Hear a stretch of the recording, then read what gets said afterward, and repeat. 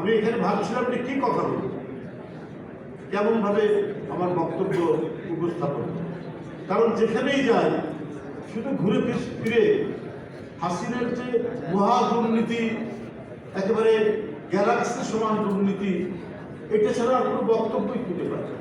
এবং দুর্নীতির যে বিভিন্ন ডাইমেনশন, দুর্নীতির যে বিভিন্ন মডেল, কোন মডেলটা ধরে কথা বলবো? তার ভাগনা ভাগ্নি ছেলে মেয়ে কোনটা ধরে কথা?